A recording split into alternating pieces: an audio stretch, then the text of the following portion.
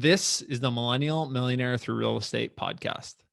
I'm here to crush those limiting beliefs that Jonathan just said, that just because you live in a very expensive place, New York, San Francisco, Seattle, wherever, you can find cash flow. If you're committed and you have the right process, you can find a good deal. You're listening to the Millennial Millionaire Through Real Estate podcast, where we discuss tangible tips, tricks, and best practices for becoming financially free. The show is designed for people who want to either start real estate investing or for those who want to scale their real estate business. What's up, guys? This is Jonathan Farber, host of the Millennial Millionaire Through Real Estate podcast. This show is all about achieving financial freedom as fast as possible so you can do whatever makes you happy in life. For me, that vehicle was real estate, and it's how I achieved financial freedom at 27. If you want to know how I got started, my journey is presented in a YouTube video posted in the show notes, and I post daily in our private Facebook group about my favorite topics and day-to-day strategies. I appreciate you guys being here, and let's get started. Oh, by the way, reach out if you ever need help. I try to keep my calendar open to talk to anyone that needs it or has any quick questions. See you guys. Talk to you later. This episode is sponsored by Infinite Road Destinations, the smartest short-term rental property management group I know, and the group that manages my properties. This is a company that's very close to my heart, run by two of the smartest, most attentive people I know, Claire Rosenberg and Alex Brashears. Claire and I first met when we worked together at NetApp, where she was a top performer and rose crazy fast in the company. And Alex is just one of the most active, genuine people I know in the real estate space. The two of them together bring a blended background of project management, software design, and extensive experience with automation tools and virtual assistants. Through these experiences, they optimize any property to deliver a hands-off experience to owners while delivering the highest occupancy and highest daily rates possible. You guys know I would not recommend anything to anyone in this group that I do not fully endorse or think that is the absolute best product. And this company is that. And like I said before, this is the exact company and people that manage my Airbnbs. If you don't believe me, here are a few of the other tools and services that come along with the team: listing optimization, guest support and approval, communication and reservations, key exchange and management, dynamic pricing, welcome kit creation, listing advertising and marketing, vendor management, including cleaners, maintenance, handyman, runners, and monthly property reports. To learn more, check out shorttermmadeeasy.com or email info@shorttermmadeeasy.com. And on the form, just mention that you heard it here or mention my name. So give it a try. You have nothing to lose, and they offer a satisfaction guarantee. And I assure you guys, you will not be disappointed. What's going on, guys? Today we have a special episode with two people that are just very close to me. My brother, Brad Farber, and close personal high school friend and Brad's partner now and good friend growing up, Howard Heller. Two people that from Plainview, Long Island, and now live in New York City, they bought their first deal this year. They bought a 4-unit during coronavirus in the middle of Ohio, Dayton, to be more specific. And it's just been an awesome progression to see these two develop and learn and finally start to take action after a couple of years of not really doing that and just using a lot of the, I think, excuses that are just kind of thrust upon people. And they kind of just had the willpower and belief to break out of that, which is really cool. And we dig into all things about the deal, how to get started in out-of-state investing, how to take action, and just keep overcoming these obstacles and barriers and the societal dogma that everyone kind of says or thinks or tells you based on their own bad experience. Where, as you guys know, listening to the show, that I just don't believe in that mentality. I only want to get advice from people that have done it and I admire. And in a lot of cases, that's not people in Long Island who have never done a real estate deal before, especially out of state. So there is a way, and that is kind of my main learning of the show, just the willpower and kind of the confidence and the drive that Brad and Howard had to not only get started, but also do this deal, because this deal that they did, this 4-unit, had a lot of hair on it. It was a very sticky deal. There were a lot of ups and downs, and it seemed like it was going to fall through a couple of times, but they persisted and they got it done. And now they're officially real estate investors and landlords, and they've been making cash flow now more than they actually even expected. So they get into that in the show of how the deal developed and what the numbers actually looked like and how you guys can too. So that's the main learning. Today's tangible tip is to start just building one habit next week. If it's analyzing deals, if it's reading about real estate, if it's going for a walk, and just put it on your calendar for 30 days, and maybe even get a piece of paper with a drawn out calendar on it and just make an X through each day that you do this thing. And it's so cliche, but it's that old Jerry Seinfeld thing that as you start seeing momentum and seeing progress, you will want to keep the chain going. It's this other habit tracker app, even called Do Not Break the Chain, or whatever the acronym for that is. But basically, just get started on one habit and then add to that habit after you've mastered that thing, and just start stacking these habits. You will be amazed at how easily things start to come to you when you have a couple good habits in place and you don't have to think about them being difficult or how am I going to do this? What am I going to wear? It just becomes a habit. You just do it. You don't need to think about what you're going to wear to the gym because your shoes are already prepared. So just start with one and build some momentum around it, and you'll be amazed at what happens. So start that next week, guys. With that type of setup, you will have a much better chance of seeing it through and maybe doing the next big thing that you want to do in your life. So that's today's tangible tip. Without any further ado, great episode today with Brad Farber, my brother, and Howard Heller. See ya. Boys. Yeah. I'm excited to have you guys here. This is going to be a fun show, a little bit of a different one. For any watching, you'll see one of you is my brother. The other is a close family friend and longtime Plainview native, but excited to have you guys on the show. Brad Farber and Howard Heller, especially hot off your first deal. How are you guys doing this morning?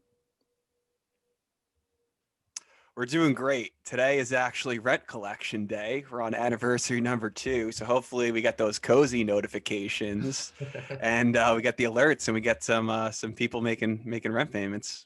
Awesome. Yeah. I mean, excited to be here.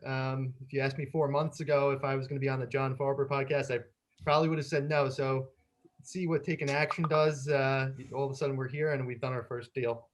Love it. All right. Well, jumping right into it, guys. Some of you guys may have heard me reference you coming on the show or names before, but for those that don't know, could each of you give a quick blurb background on who you are, how you got into real estate, and then what you do day to day?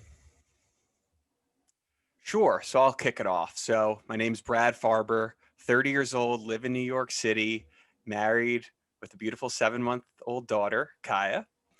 I work at a great W-2 job, and my interest for real estate really peaked about 5 years ago when I was with my prior company and I was working as an auditor, and I was working on a large multifamily syndication project, and the partner had asked me to take a look at the distributions that the general partners and investors were receiving. And I immediately was in awe of what I was seeing, the type of money that was being distributed via the waterfall. At a certain point, some of these deals had really become very lucrative. And I had that aha moment where I said, I don't want to be the person who's auditing the distributions. I want to be the person getting the distributions. And from that day onward, I said, I'm starting this real estate journey. I don't know how, but I'm going to figure it out. And that was 5 years ago. And I ended up closing on my first deal in 2021. So there was 5 years of paralysis by analysis, living in Excel, a lot of education, not really being able to take action and pull the trigger.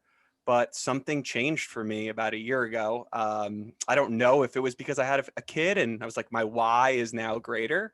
But I think that definitely influenced it. And earlier in the year, we closed on our first awesome 4-unit in Dayton, Ohio, and we're super excited about it. We're going to do a deal deep dive because there was a lot of stuff that went on in this deal that people can learn from. Awesome. Love it. All right, Brad, thanks for that. Howard, you want to give us a quick blurb as well? Sure. So I'm Howard Heller, ex-college athlete like yourself. I spent my first 5.5 years in public accounting. And the last 3 years, I've been a controller at a experiential hospitality company that we spend our time in the live event and sports space. I got into real estate, wanted to diversify my portfolio, and wanted to get more on the entrepreneurial strategy side of things. And I thought that my skill set would lend itself to real estate. I saw a lot of my friends getting into it, so I figured I'd pick up a few books and do some research on it. And then my good friend Brad Farber kind of approached me about taking some action, and we did, and we're here to tell that story.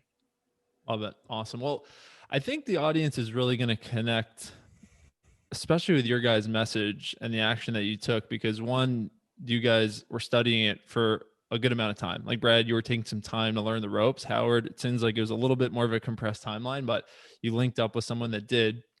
And then you finally did take action. But then the other part of it that I think a lot of people can relate to listening to this is living in an expensive market where it feels a little hopeless to get into the game. You know, you see people on Bigger Pockets investing in these low price point areas or house hacking on a duplex that costs 120,000. That's just not realistic. Growing up in Long Island or living in New York City and wanting to kind of maintain a lifestyle, but invest in areas that it makes sense. So I guess just what I would love to do next is dig into the deal. And again, this is also a little bit of a different show. As you guys know, usually we have people that have done a lot of deals, but I think having beginners on, especially close family and friends, there's also an added element of, you know, just familiarity with the people that are still trying to get started and going from 0 to 1. And then after that, you learn so much and there's so much momentum that kind of comes along with it and learnings. And if the deal has some hair on it, you learn some things that you're not going to do the next time, which we're definitely going to get into. So whoever wants to go first and kind of kick it off, if we could just start talking about kind of the deal and the nuts and bolts of it, of how it came together, things like finding an area, finding a team in that area, finding the financing, actually executing the deal. And then, you know, we'll kind of take it in progression, but let's just start high level and then we'll kind of layer down as things come up. All right. So let's just say about a year ago, I decided I was stalling. You know, I'm trying to chop down that tree, but I'm still at the sharpening of the axe phase. And I finally said, I'm going to take some action. And I put together a plan. And that plan was getting on Bigger Pockets, building a property profile, and reaching out to brokers in cities that I thought would meet my investment criteria. If you go to Bigger Pockets, okay, and you're a newbie and you want to get started, you're somebody from the coasts, and they're going to push you to Columbus, Ohio, and Indianapolis. And I got pushed there, but I was like, no. These numbers don't work for me. I connected with some good people, but the numbers didn't make sense. Mm-hmm. And I do want to enforce that I'm here to crush those limiting beliefs that Jonathan just said, that just because you live in a very expensive place, New York, San Francisco, Seattle, wherever, you can find cash flow. If you're committed and you have the right process, you can find a good deal. And I was looking at the wrong places, and I had a conversation with a fellow from Indianapolis who we all know we love and know well, Zach Horwath. Yep. And Zach said, Brad, you're looking at all the wrong places. He goes, where you're looking for, the landscape has never been more competitive, and there is money flowing in from the coast that want to come and hit these cities. So I was like, wow, okay. So then I kind of went back to the drawing board and I said, where am I going to get the yield that I'm looking for? And what cities, you know, would potentially fit that mold. And it came down to looking at secondary cities, tertiary cities, submarkets, you know, and this is where you go to Neil Bawa and you think about location magic. And you know what? Maybe Dayton didn't check 7 of the boxes, his criteria, but it checks 4. Mm-hmm. And it's good enough for me. And, you know, we did a lot of networking, and we developed and fostered some deep relationships with brokers. And it's a challenge, though, because if you think about it, there's somebody like Brad Farber that lives in territory in Dayton. And how do I beat that person out? Okay. And it's fostering relationships with people that if something comes up, they're going to call you versus maybe that other person that doesn't have the exposure to it. And, you know, again, we could talk about this the whole podcast, but, you know, it did lead to an off-market deal coming our way. So good. All right. There's just a couple of things I feel like I need to pick on just for people that are kind of trying to figure out how to do the same thing. So first off, I just want to acknowledge that it is smart to realize there are thousands, if not millions of other people just like me, you, Howard, that are looking for their deal. And like out of ego, I used to think, okay, somehow I can create this unfair advantage being out of state, but competing with the people that live in that market and do this every day. So not to say it's not possible, but it really just comes down to building a team and then having a system and then also just kind of evaluating risk. But you said something that I would say in our group and even just our conversations that you've always been known for. You're really good at building and fostering genuine relationships. a lot of people that and we're going to talk about this too. I have this as kind of a jump off note later when I kind of became a nomad and was bouncing around the Midwest, and you were kind of like my control center, and you were building a lot of these relationships in the front end. But you've always been really good at that. And it's something that even when I talk to Zach or Rob or, just other people that are friends of the group in the podcast, they kind of always say like, yeah, your brother just stood out in these conversations. I get pinged all the time. People are just kind of sucking me for my information. They're never doing anything. I don't feel appreciated. Can you maybe just talk to some ways that you felt you could build better relationships out of state, and any thoughts you had or kind of self-talk of how were you going to stand out in these relationships so that these people just didn't put you on the bottom of the pile like everyone else? Yeah, listen, it's sticking on people. It's dripping on people. You're not going to love this, but I wasn't bringing value to these people. Okay. We were hitting it off. I mean, ideally, they probably saw me as a deal at the end of the day, but it's just kind of man to man. You know what? Send them an Amazon gift card for $25. Send them a Starbucks gift card. Have them remember you. And they were the value that these people brought. And I'll be honest, I didn't bring much value back in return, but at the end of the day, it's people helping people, and people like to be able to see other people succeed. And that is kind of what my game plan and approach was. And it was lucky. I reached out to a lot of people. Some turned out to be spades, and other people, we never talked again, but you don't know until you try. Yeah. Well, it's people skills, Oh, Oh, Howard, go ahead. Jump in. I was just going to comment, just as an outsider looking into Brad, being a friend of Brad. I mean, Brad is, I obviously wasn't there when he was developing these actual relationships, and a lot of the relationships he's funneled to me. But, in being friends with Brad, he does bring value. I think I'll correct him, saying he does bring value to every relationship, because he's the person that takes the action to set up functions or the medium by which people communicate and converse. And a lot of people don't take those first steps or actions. And I think that's one of Brad's biggest strengths. The guy had 13 groomsmen in his wedding party for a reason. I mean, he not only develops lots of relationships, but he develops valuable ones. And I think that's really a core strength of his. So I actually disagree with Brad. I think he brings a lot of value. Totally. It's soft skills. It's how to win friends and influence people. Right. It's never eat alone. It's making people feel good in a conversation instead of that they need to take a shower when they get off the phone. So harder to teach, but these things matter, and it's the way that you build relationships. So actually just kind of changing gears here a little bit, but still kind of going down the path, because some of you guys out there might be wondering, what is my path to a first deal, or how do I even know what I want? There's appreciation markets, there's like growth markets, there's cash flow markets. So for you guys, and we'll get to kind of the deal and then starting like the search and analyzing, but what were you guys looking for? Were you looking for appreciation? Were you looking for cash flow? Kind of like, what was your driver to do this deal? It comes down to Joe Fairless. Three things. I'm looking for cash flow. I'm going to have reserves in the bank, and I'm going to secure long-term debt, and I'm not going to fall on my face. Okay. You don't need to be a rocket scientist to do well in real estate. You need to be smartly stupid, smart enough that if you see something that seems kind of like it makes sense, you move forward, and stupid enough that maybe if you don't know a number or two, you still move forward because you're going to figure it out. Right. So I true. think we developed our criteria for, a cap rate target, cash on cash return. And we looked for markets where that could fit that profile.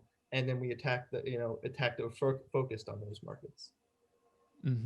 That's awesome. Yeah. I think it's just great reminders, to have kind of your priorities. And maybe this is something you could just comment on when you were building those broker relationships.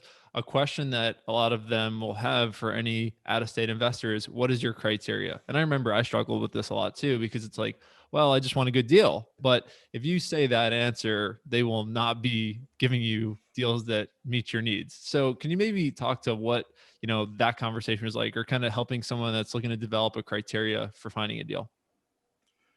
Sure. So I think it's the two things that Howie definitely looked on, because at the end of the day, you're buying a deal to make money. You need to be disciplined, and maybe you lower your expectations as far as what yield you're looking for if you just say, okay, I want to get in. But I think there's definitely a cap rate element to it. You want to know you're getting a good deal. You want to get cap flow. Okay. You want to make sure that at the end of the day, the deal makes sense. But for us, it was also more the fact that we are investing in a market that we're 900 miles away from. We bought the property. We still haven't been there. Okay. But that's because we have a team in place. It seems crazy, but that's the Zoom world that we live in. And the other two really things that I tried to drive home was that we're looking for a light value add, maybe something closer to a turnkey, because who am I going to fool that from New York, I'm going to be managing any type of, large value add product for my first deal? Absolutely not. And the other thing was we wanted a B market, a good solid B market where we weren't going to have to go banging down doors for tenants. We wanted a high tenant class. And also a B market. I heard Jay Scott talk about this, but you're protected in economic upside and downside. So if you're in a B market and there's a recession, people from the A market are moving to the B market. There's economic prosperity, people from the C market are moving into your B market. So that gives you a long runway and that security in the B market. That's kind of what we're looking for. And we packaged that together, got an off-market deal that came our way, and then we started plugging away. Yep. Okay. And you got to act quick. I want to talk about that, of the process of when. Okay, so identifying markets. Your path was bigger pockets, connecting with people, getting a lot of information to just think about where is it going to be aligned with my goals of cash flow and doing a first deal that's not really expensive. Then from there, meeting the key players in those areas, also through bigger pockets, Facebook groups, building relationships, getting on the phone, sending gift cards, things like that. And now they're sending you deals. So now you're getting the thing that you asked for. So, but for a lot of people, that's a tricky part of the process too, of, I got what I asked for, but I don't know how to analyze these deals. I don't know how to make offers, and I'm just going to be the low ball guy for no reason, and maybe burn a relationship. So what was that like for you guys, of when a deal would come in, how to analyze it, but then also, how did you get comfortable enough making offers? Go ahead, Howard. Sure. So we had deals being personally sent to us by a broker who Brad established a relationship with, and these deals would come through, and Brad would forward them to me, and we had a system in place where we had a template analyzer, which was kind of like using the best of the best that we saw that was out there and kind of customizing it to the way we wanted to visualize the deal best. And comes down to analyzing deals. Like the more you analyze, the more you're going to find a deal. So we set up a process, and at first when we were going through it, Brad sent another deal to me, I got to go do this, and it's kind of like a chore, but it's a part of it's a necessary evil to getting through this process. So we'd analyze a deal, and then it gets to a point where you find one and you have to start taking action. So the next thing is like, does this meet our criteria? If it meets our criteria, okay, then let's put in a competitive offer. So that's kind of the way we work the deal flow. And then ultimately, as you keep taking actions, you go farther down the road, and the next thing you have an accepted offer, and you're onto the inspection phase. I know Brad can add something to this too. Before we get there though, because that's where due diligence. But before we get to that, what were you looking for to know if it was a good deal? You hear numbers being thrown around a lot of times. Some people say if I beat 8% in the market, it's good. Some people want more like 10, 12, like what was your benchmark or criteria to know that as you were running numbers, this is our offer price that we're comfortable with? So how'd you know, and what was it for you guys? Sure. So it was we for our first deal, we always said we weren't looking to hit a grand slam. We were looking to hit a single or that double. So we really reeled back our expectation. For us, we were definitely targeting that 10% cash on cash return. Our cap rate was around 8% that we were looking for. So we had those we were sticking to our guns with that. And and then obviously there's a certain amount, of capital that you have to play with that you want to actually put down on this property. So, it had to fit a bunch of these different criteria. And also for us, it was that B+ neighborhood, and less maintenance, and in a market that we thought, it was geographically located right in a B+ market. Got it. The other one thing I'll add was I did want to know when I was going to recoup my capital. That was definitely a big thing to me. I'm not putting money into a deal that I'm not going to get my initial investment back for 12 years. So we were looking at a target between 5 and 7 years. I said by the time 6 years comes around, Kyle will be in camp. We're going to need funds for that. Okay. So, listen, it comes down to, it's got to make sense. And listen, you get crypto, stock market's on fire. I mean, yeah, real estate, it's an allocation, but it needs to make sense. So I think between those cap rate metrics and our payback, that was definitely the criteria that we were looking for. Okay, cool. So just going down the path here, you had deals sent to you, you analyzed them, and then you made offers quickly. And you had an agent, and we're going to get into a little bit more of the team here, but maybe describe it however kind of it comes to you guys of what happened next in the deal, just being close to it, and maybe playing a small part in helping myself and knowing a little bit of the details. There was a lot that was going on and a lot of side turns that took place. It did happen, but how do you recall it? Maybe just take us through kind of, the ups and downs of it as it happened. It was for sale by owner. Problem number one. Okay. Normally there's a reason why someone's is going to decide to sell the property, themselves, because they're cheap. They probably don't want to pay a broker, and they think they're smarter than everybody. And this fellow kind of met all those boxes. He made it tough. But yeah, we put in our first offer. There were a few things in this deal that we definitely want to hit on. One, we're going to talk about the appraisal. Two, appraisal coming in short. I want to talk about due diligence and mistakes that we made in the underwriting process, and also how we overcame the fact that in the 23rd hour of this deal, the seller tried to walk. So those are basically the three things that we definitely need to hit on, and we learned so much. And it's not in the Beardy Brandon book, some of this stuff. It's actually taking action and kind of seeing the process play out. But yeah, I mean, it started off with us kind of with the negotiation process. Howard was really the anchor on some of the negotiating, so I'm going to let him kind of talk about the ping pong we played. But yeah, we were going back and forth. It was an off-market deal. The guy kind of just threw a number out there. We thought we had some numbers that made sense with our underwriting, so we were meeting our financial goals and objectives, and we got under contract at at a price that we were comfortable with. But it wasn't easy. It was not an easy process because we were told, hey, it's a seller's market. You don't have a lot of leverage here. And we were feeling that way. It gets scary. It's like, damn, I'm going to lose this deal. We analyzed it for a week. Totally. That's the type of stuff. One quick thing I just want to jump in and say, though, I mean, there's two sides of it. One, there is nothing to lose by making offers. There is a high emotional toll that I don't think a lot of people talk about, and it's impossible to disconnect from, especially as a beginner when you want your first deal. But I do want to reaffirm for anyone out there, you really do have nothing physically to lose by making offers. You can be making an offer every day, getting into due diligence, and then walking away, and you get all your deposit back, and basically you can just move on to the next one. There's no harm, no foul. But to that point, there's definitely an emotional aspect to this, especially if the numbers are close. If they're not even close, it doesn't make sense, and it's easier to walk away from. But I know in this deal, it was a lot closer. So maybe it would help if you could just give us like the numbers also, because then we're going to, get into the appraisal and the challenges there.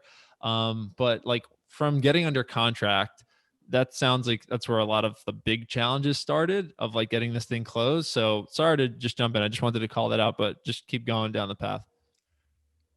All right, Howard, what was our offer price? $345. Okay. Got it. So what happened next? So we made an offer at $345. And well, so the original listing was $350. We came in at a very competitive $345, and we went into contract. So we go under contract, and we have the inspection done, and the inspection comes back with like a fairly sizable list. And it's our first time through, so I feel like the rookie thing to do was to like harp on every little thing. I looped in my father-in-law who's built houses before, so trying to tap into that network. I went through this thing with pretty soup to nuts. And, we ended up there, being one piece that we wanted to go back for. We could have nitpicked, but we picked one thing, and there's a service wire that was fraying. And in reaching out and corroborating what the issue is with electricians, pretty much we determined that we deserved the credit. And we had to negotiate on, so that was our next negotiating was, how much do we deserve in the form of credit? We got a quote from an electrician. They said 7. We didn't want to.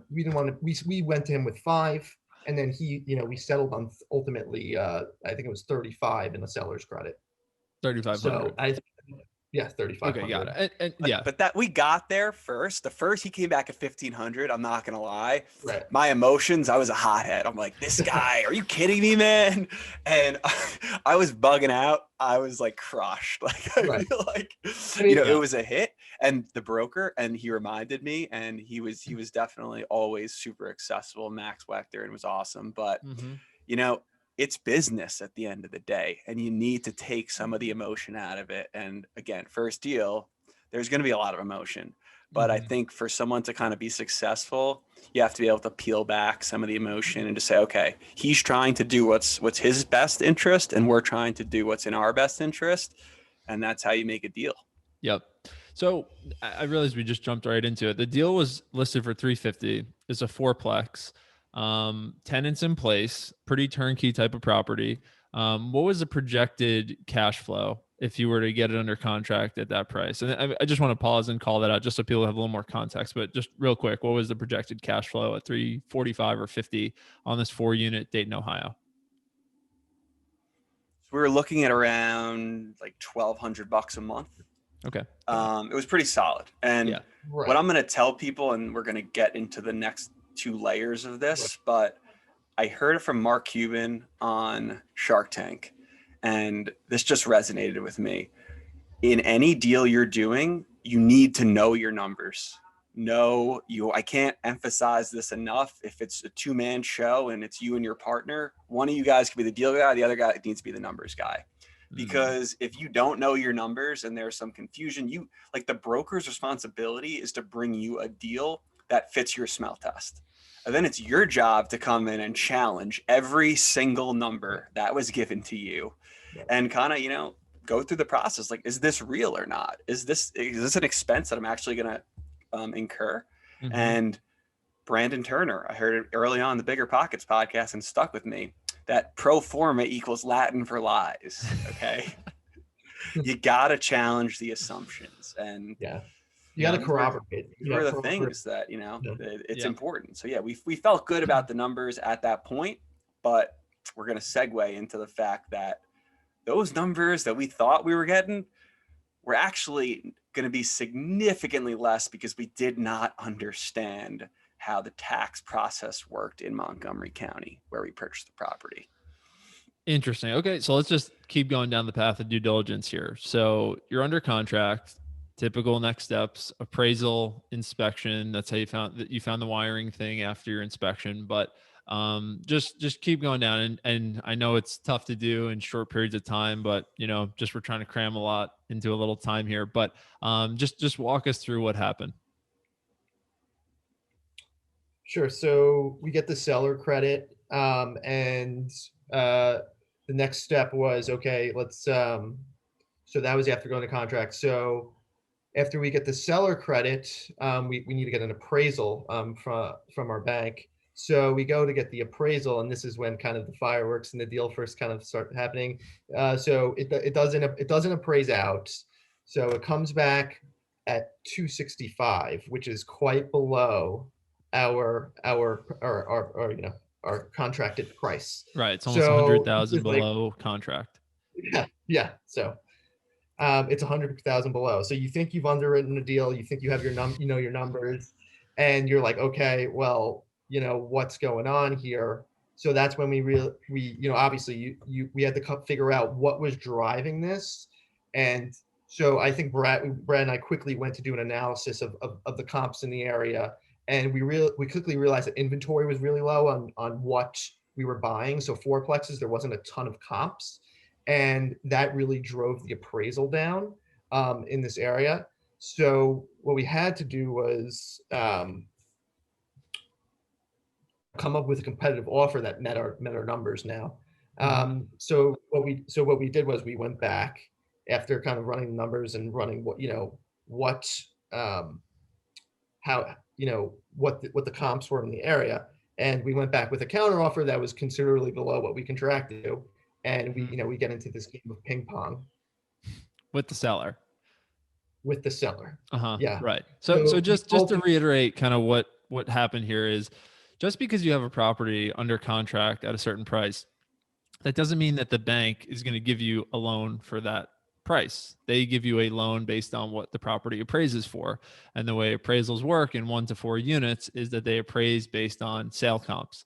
And there's no necessarily rhyme or reason or formula that you can guarantee, but there is a big issue that happens when a property doesn't appraise for the contract price. It either becomes ping pong, where you're trying to underwrite it at a number, analyze it at an offer price that makes sense for you, or going back to the seller and saying, I need you to lower to this price if you want to do the deal. It kind of becomes a situation of who needs to do this deal more, and whoever kind of moves first, in a sense, loses. So I just want to call that out for people, because I'm all for making offers, but I do believe that it should be kind of done with a back end kind of understanding of the comps and what a CMA is going to look like for that area. But anyway, you got the deal done. So let's just keep going. So, okay, you're now in this negotiation with the seller.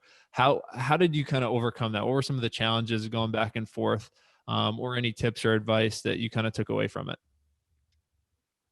So the biggest thing here was that when we came in at our 345, we thought the property taxes were going to be $5,500 a year. During this reappraisal process, I started doing a little bit of digging. And in our initial underwriting, we were told that the property tax would go up 25%. Okay. So we'd have a few years. So the 5,500 would turn into 7,500. Well, that was not correct information. And upon a little bit more due diligence, I realized that the taxes are actually going to double. So they're at 5,500 and they're going to go to 11,000 in 2 years, 2 or 3 years. And I was like, all right, well, now, thank God the property didn't appraise, because we would have been basically underwater in 2 years. We would have had a property that was barely cash flowing. And then Howard and I kind of went back to each other and said, okay, so we're thankful that the property didn't appraise. What is our top number that we're willing to pay now, based off the fact that the property taxes are going to double? And we were at like $305,000. Okay. And I knew, since the gap was so large, from what our initial offer to the appraisal, to try to help the negotiations with our seller and our broker that it was spearheading, I put together an Excel sheet where I looked at 5 comps in the area and looked at what their taxes were. And I explained to the seller that the taxes are going to double on this property. And I mean, 340 was never a number that was going to make sense for anybody. The bank appraised for 265 and we're at 285. And that's because we're setting a record in Dayton. You're getting a record. And that was really important, because that kind of gave us a little bit of a leg to stand on.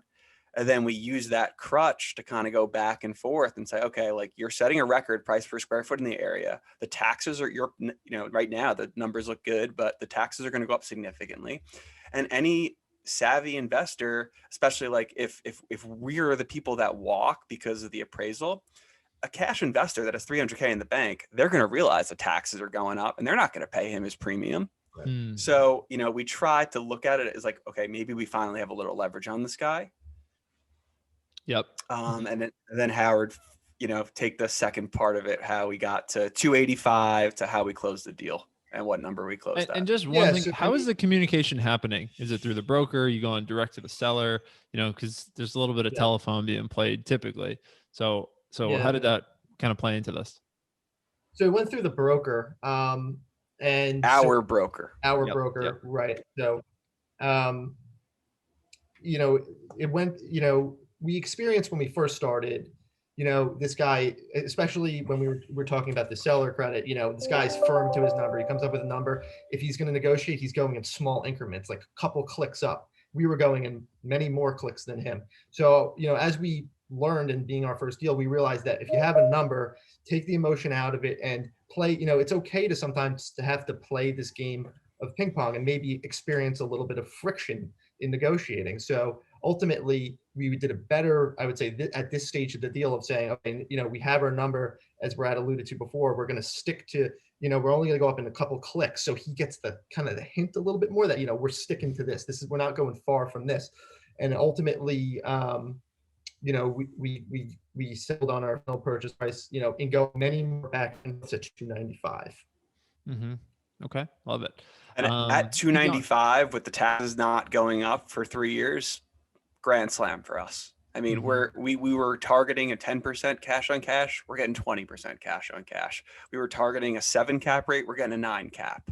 Awesome. Things are going to change, and once the taxes get reassessed in 2023, we're going to get the numbers that we had initially wanted to, but it worked out for us.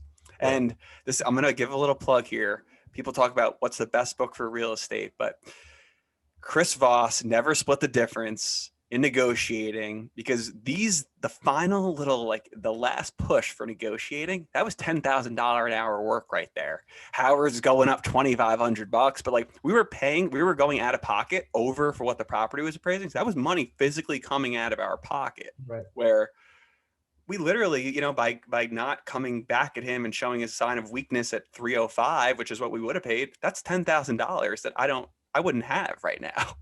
And we still would have got the deal done. So knowing how to negotiate is just it's a critical component to any deal. Right. Mm-hmm. Because you get pot committed in the deal, right? So like, I think that was the big thing for Brad and I. We had countless conversations saying, how much time have we spent on this one deal? And I think until you're in it and you've experienced, how long it takes to get one that you like, and then the negotiation and going down the path, it takes time. And like, how much we talk about time is money. And it's, finally, getting to that, it's hard. It's like, oh, I'm going to burn all this time I spent on this, but you have to it's a skill. You have to stick to it and know where you're at. Mm-hmm. So I want to add one more thing, one more little hiccup. Yep. So yeah, we closed the deal. Great. Feel good about everything. But 2 days before closing, we get a call from our agent saying that the seller has cold feet and he wants to walk from the deal. I remember the broker called me, goes, "Are you sitting down?" I go, "Max, we're supposed to in 2 days. Like, this shouldn't be a conversation." And he goes, "Listen, this is the beautiful thing about the state of Ohio. You can't force a buyer to buy, but you can force a seller to sell." And he did not have an out. We would have only had to grant him the out. We were working on this deal for 45 days. We didn't grant him the out. We contacted an attorney. We were within our rights to, potentially go down that route and have someone enforce this contract because it's enforceable. But that was the last little, I was like, oh, we thought we've seen everything. And that was it. But we overcame all of those challenges, and we had some downs in this deal, but those downs just made the ups of closing that much better. Love it. Can you talk to how it's gone since closing, and also management out of state? Is a big question for a lot of people. So what does that look like for you guys? And then kind of how did things roll out from day one of owning this thing until now? Yeah. So I don't know if we touched on it yet, but our broker became our manager, our property manager. So we established a really good rapport through him throughout the process. We felt like it was someone we could really trust and our boots on the ground. And he said, if it's going to help push this deal through the finish line, I'm willing to do a below market rates property management fee, if you will. And so we engaged our broker as our property manager. So that was sorted with that end of it. As far as plugging in and the system we use apartments.com, and we got all, which is now ex-Cozy. I think Cozy is plugged into apartments.com. So we have all of our tenants plugged into that, and we manage the property through that. And we're trying to set it and forget it, if you will. So we have them set up, and then we have our kind of internal systems that we use to kind of keep the property organized. Okay, got it. Any other things specific to this deal that you want to talk about? I have a couple other questions just on kind of like more high level stuff, but anything specific to this deal, maybe challenges that you kind of had to overcome that maybe someone could learn from, or advice you'd give yourself kind of going back to it before we move off it? I think we basically hit on those things, but it comes down to, know your numbers, have an idea of what the property is going to appraise for before you get the appraisal. It's going to be, if it's under 4 units, it's going to be price per square foot. And kind of just be prepared for things to come up and take the emotion out of it, and say, okay, what makes sense? Because, if you do move forward with the property, great. But if it's not going to cash flow, like, yes, there may be some learning to it, but that's why you're buying the property. It's an investment. Yeah.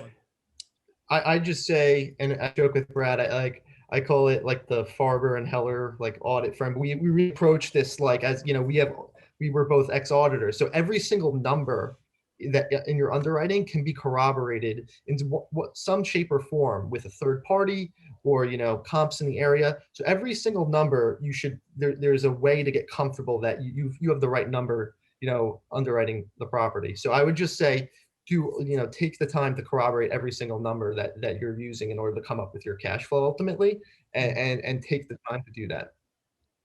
Got it. Love it. I guess just the other thing with the property manager, yeah, that I just want to just say quickly, because, it worked in our case because Max lived a few blocks from the property. And again, it's that B class tenant, it's B tenancy. So it's not somewhere we're going to have to be banging down doors, but there needs to be an alignment of interest where, it's not going to be a fit for every single person to have their broker manage the property. And a good property manager is not going to add a tremendous amount of value to the property, but a bad property manager is going to suck the life and the cash out of the property. So I just think that's important. It happened to work out for us, but if it was in a different area of town that's not a few blocks, like maybe we would have a different property manager. So, it's just something to consider. Look at it, from a lens that you're going to, be a little bit, you'll challenge things. Make sure it's right. And just confirming this again, you've never been to Dayton, Ohio. You've never seen this property. I mean, I have been there, but I've never seen this property. And, met Max, you've never met Max physically. So I guess maybe, is there anything you could just comment on of doing these things virtually, or how feasible is it for someone, again, listening to this, living in New York City? They've just kind of been going through COVID. They have some extra cash and they want to get in the game, but they don't think it's possible out of state. Yeah, I mean, it's your relationships and the team you build around you, and having a trust in those folks, and that goes back to all the things I think we alluded to before that is so important, is relationship building, and then it's also technology. I mean, there's just so much information out there that and there's so much resource out there that ultimately it really comes to a point where you can get comfortable without having to go there. And we're not the only ones who've never seen a property that's been bought before. It's something that's done, and ultimately, there's no reason for you to have to go. It's just another expense, unfortunately. All right, well, guys, I mean, is there anything else that you want to talk about or call out? I think we've covered a lot of topics here for a beginner, especially. It's cool even just being, around this deal, not even knowing all these details. There's always some new stuff and new learning that comes up. But anything else you just want to call out, or maybe talk to just before we tie off? I think we covered a lot. Cool. I mean, I think the other thing that Howard, that worked for us is just partners. Partners are not easy. There needs to be a trust factor. I think you need to have similar values, and it's been working. It's a yin and yang relationship for us. We complement each other very well. And I think that's something that also made this deal easier. We're sounding boards for each other. And again, sometimes when things aren't working out, you need someone who's going to be that rock on the other side, who's going to, smack you in the face and say, wake up. And we did that on this deal. So yeah, I mean, my wife says I talk to Brad more than I talk to her. So we're on the phone every day, and Brad's one of my best friends. So you're a little bit worried going into business, with a really good friend, but this has been a really successful for us. I think we have a similar career path, so we're comfortable with each other's skill sets, which really helped this partnership. So our approach is very similar to how we approach, for what we did here. So it just really worked for us. I mean, we were both rookies, and we were both unafraid to ask each other any question or any thought that came into our mind. And maybe in some partnerships, you wouldn't have that because someone's way more experienced than you. I think that going into it first, being both first timers was like really useful for me. And you see this in, small tech companies. They always say, you must, they recommend you having a partner if you go in to start a business. So it worked really great for us. Awesome. Well, it's been fun, guys. I think the first episode with the 2-man team in the books went pretty good. So it's been awesome, guys. Appreciate you coming on, shedding some light about getting your first deal done out of state. I think it's going to help a lot of people. What's the best way for people to either connect or get in touch? Either just reach out directly or on social media or however you guys would like. Facebook, Instagram. We're not we don't have a website. What are your names on the platforms? Brad S. Farber. Find me in the Facebook group as well. And again, I think at the end of the day, part of the reason why we came on is we genuinely want to help people. And I know that I didn't have a coach. I kind of just had to get locked in and find it within myself to do it. But I will say that every time that John talked about people not taking action when I was listening to other episodes, I thought about myself as Chicken Little in the corner over there. And that was enough to push me. So yeah, genuinely just trying, just get our story out there, hopefully expand the portfolio and help as many people as we can along the way. Yep. Yeah. Okay, cool. It's, we can connect on LinkedIn. It's Howard Heller, and, Instagram, Howard_Franklin. Feel free to connect with me. Happy to talk. Just wanted to thank John for having us on, and we love your content. And here's case in proof of 2 guys who started consuming your content and other real estate content and took some action, and here we are now. So love it. Well, thank you guys again. Best of luck in 2021, and it's going to be the first of many. It's going to be fun to watch, guys. Thanks again. Hey, you millennial millionaire. Are you looking for help getting to the next level in real estate? Are you looking for accountability and strategy to achieve your goals? If so, Jonathan is now taking on one-on-one students and opening a few spots in his private mastermind. It's affordable and welcome to everyone. If you had any questions or think you may need a boost, send Jonathan a message on Facebook or email at jonjfarber@outlook.com.